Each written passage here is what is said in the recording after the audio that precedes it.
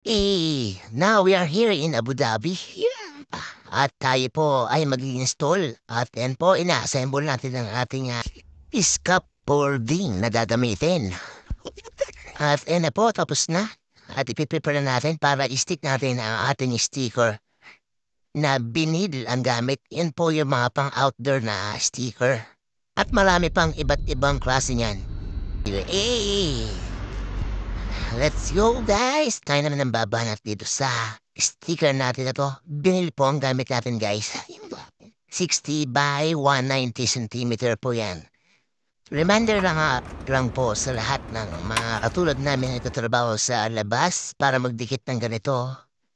Wag na lang po ang ating ididikit ang sticker kapag po sobrang init sa labas.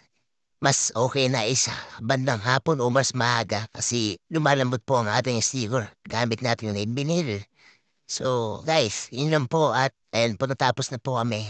4 po na ganyan ang nikit namin sa labas.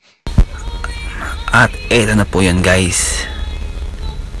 Mag-start na po tayo dito ng mag-stick dito sa glass sticker outdoor. Normally po kasi ang ginagawa namin is always inside the store. So ngayon hindi naman ganong kalakihan to, tirahin natin to sa labas. Pero kung sa loob kahit gano'n pang kalakihan, kaya natin yan. Pero ang mahirap lang dito sa labas is mainit. Yun ang kalaban natin. At yung binil natin lalambot. Kaya kung mag-i-stick kayo sa outdoor, kung malaki yung sticker yung gagawin na ididikit, wag kayong mag-i-stick ng napakainit. Mas okay na yung mas maaga kayong mag-stick or paggabi, hapon pa paggabi kung may ilaw naman. Gagamit po tayo ng water. I-spray nyo po yan sa glass. At kailangan din po natin ng squeegee para ma-stick natin ng maayos. So ayan guys, nakita nyo guys, pagka magdidikit kayo, kailangan checkin nyo muna yung end to end ng sticker nyo kung hanggang saan at kung saan kayo magsisimula. Kasi minsan short yung sticker natin, so mas mapapabuti is checkin nyo muna end to end. So mamatahan nyo kung saan mas mainam, kung saan kayo mag-start. Kung may middle ba kayo, katulad nyan, short yung sticker namin ng tig 15 cm kasi end to end yan corner to corner. So yan, na short kami, so igigit na po namin yan. Ayan, ininigit na po namin. Meron siyang allowance na 15 cm both side. Kasi kung didikit nyo naman sa end yan, sa pinaka last, ang mangyayari, magkakaroon ng gap na malaki sa kabilang side. So mas mapapabuti ng i-middle natin para mas maayos, mas magandang tignan.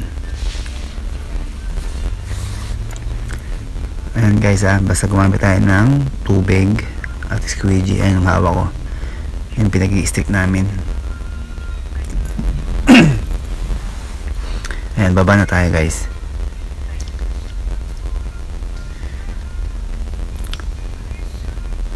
Guys, napakahirap pagka sobrang init. Sa Middle East pa, sobrang init. Talaga pong naliligo kami dito.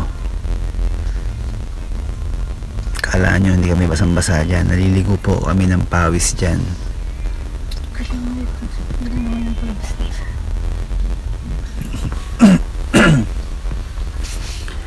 Ngayon po, tatry ko ng solohin muna yung isang same na size na yan, sticker. Kasi lahat po na yan is pare-parehas ng sukat. So, sosolohin ko muna guys. Solohin muna namin kasi para mas mapabilis ang aming trabaho. Magsosolo muna kami para same time tapos na agad yung dalawa, both side. Kasi kung dalawa kami, okay din naman.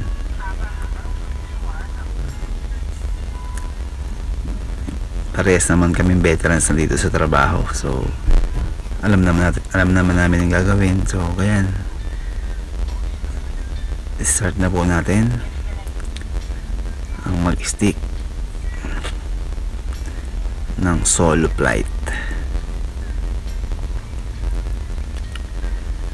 Alam nyo guys, basta tuwing mag-i-stick kayo, magbawang agad kayo ng tubig para hindi kayo ma-dehydrate, plus yung pang spray sa glass at squeegee.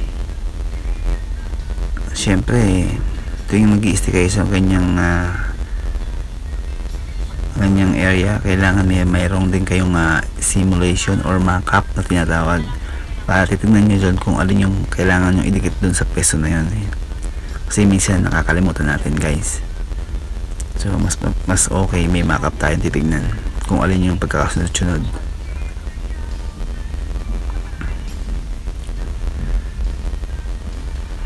Minsan kasi nakakalimutan natin.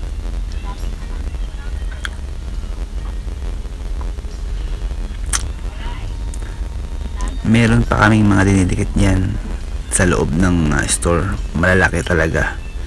Kung makita nyo yung full area na yun sa labas na glass, mas malaki pa dyan kasi hindi naman mainit, kaya kayang-kaya namin yun.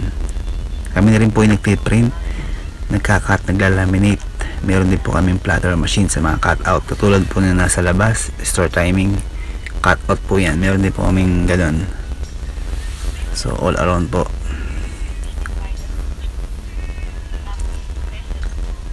Hindi lang po na i-video yung ibang mga ginagawa namin kasi nga nagmamadali kami, hindi namin maasikaso mag-video. So ngayon lang namin na isipan na mag-video nga sa trabaho namin na to kasi napakainit. Buti na lang yung araw na sa kabilang side, pero after a few hours, mga 1 hour siguro, iikot na siya. Diyan naman sa peso na mainit. Kaya guys, sana huwag nyo kalimutan na i-subscribe, i-like, share, and comment na rin kayo sa aking YouTube kung may katanungan kayo guys. So hanggang doon na lang po. See you next vlog. Thank you for watching.